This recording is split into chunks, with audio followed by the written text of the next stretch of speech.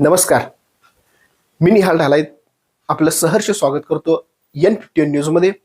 पाहूया आजच्या ठळक घडामोडी. कोरोची कॉर्नर सभेतील प्रचंड गर्दीने महाविकास आघाडीचे पारडे जड असल्याचे स्पष्ट संकेत. कोरोचीमध्ये महाविकास आघाडीचे तुफान.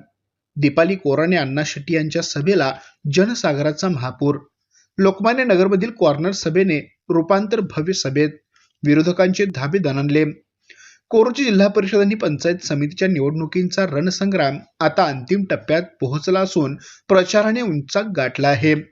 महाविकास आघाडीचे अधिकृत उमेदवार दीपाली कोराणे आणि पंचायत समितीचे उमेदवार आनंद शेट्टी यांच्या प्रचारासाठी आयोजित करण्यात आलेल्या कॉर्नर सभांना मतदारांचा अभूतपूर्व प्रतिसाद मिळत आहे.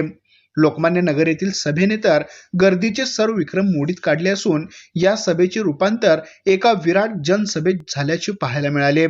या कॉर्नर सभेला संपूर्ण लोकमान्य नगर परिसरातील ग्रामस्थ उत्स्फूर्तपणे घराबाहेर पडल्याने सभेच्या ठिकाणी पाय ठेवायलाही जागा उरली नव्हती. विशेषतः महिला, तरुण आणि ज्येष्ठांची उपस्थिती लक्षणीय होती. सभेला झालेली ही प्रचंड गर्दी पाहून विरोधकांच्या गोट्यात चिंतेचे वातावरण पसरले असून महाविकास आघाडीच्या विजयाची खात्री आता सर्वसामान्यातून व्यक्त होत आहे. दीपाली कोराणे आणि अण्णा शेट्टी यांनी गेल्या काही वर्षात मतदारसंघात केलेले विकास कामे आणि त्यांचा दांडगा जनसंपर्क या जोरावर त्यांनी सर्वसामान्यांचे नेते म्हणून आपली प्रतिमा निर्माण केली आहे. सभेत बोलताना मतदारांनी आमचा नेता आमच्या हक्काचा अशा घोषणा देत परिसर दणाणून सोडला.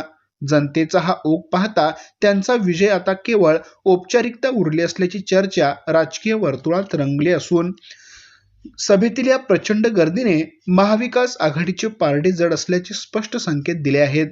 मतदारसंघात सर्वसामान्य नागरिक स्वतःहून प्रचारात सहभागी होत असल्याने या निवडणुकीत दीपाली कोराणे आणि अण्णा शेट्टी यांची मोठी आघाडी घेतली असा अंदाज राजकीय विश्लेषणाकडून वर्तवला जात आहे.